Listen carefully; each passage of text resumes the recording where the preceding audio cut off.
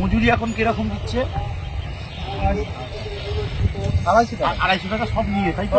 চাল ফাল দেয় না, তাহলে 250 টাকা একটা লোকের তার সংসার চালাতে হবে। মানে শুধু তো আপনি নয়, আপনার পরিবারের আরো বাচ্চা কাচ্চা আছে নিশ্চিতভাবে। তাহলে 250 টাকায় চলে বলুন তো এখনকার দিনে? কিন্তু কাজ করতে বাধ্য হচ্ছে। কিন্তু এইটা নিয়ে দেখেছেন যে বিজেপি বা তৃণমূলের কোনো কিন্তু মাথা ব্যথা নেই। সারা বছর ধরে এই যে গরিব মানুষের মজুরি বৃদ্ধির আন্দোলন কিন্তু একমাত্র বামেরাই করে, একমাত্র বামেরাই করে। এবং সিপিএম এর সময় থাকাকালীন যদি আজকে সিপিএম থাকতো তাহলে কিন্তু এই মজুরিটা এই জায়গায় থাকতো না। এটা বুঝতে হবে আমাদের।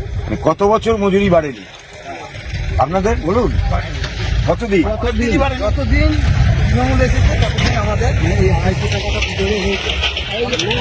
পাশে থেকে তার যে কণ্ঠস্বর, তার যে বলার কথা, সেই কথাটা যাতে আমাদের মাধ্যমে পার্লামেন্টে গিয়ে পৌঁছায়, এবং তার সঙ্গে সঙ্গে আদিবাসীদের যে আরও যে অন্যান্য অধিকারগুলো আছে, জল, জমি, মাটির যে অধিকার, এবং দেখবেন কিছু কিছু জায়গায় আদিবাসীদের তাদের জায়গা থেকে উচ্ছেদ করে দিচ্ছে। তারা যে জঙ্গলে বাস করছে সেই জঙ্গল থেকে তাদেরকে তুলে দিচ্ছে, এবং সেই জঙ্গলটা কর্পোরেট সংস্থা মানে বড় বড় কোম্পানির হাতে বিক্রি করে দিচ্ছে। এর জন্যও কিন্তু সে লাল ঝান্ডা। ফলে এই সমস্ত আমাদের আবেদন যে এইগুলোর কথা মাথায় রেখে আগামী যে লোকসভা নির্বাচন 13ই মে চতুর্থ দফা নির্বাচন, সেই নির্বাচনে আপনারা আমাকে ভোট দেবেন, তথা আপনাকে জয়ী করবেন।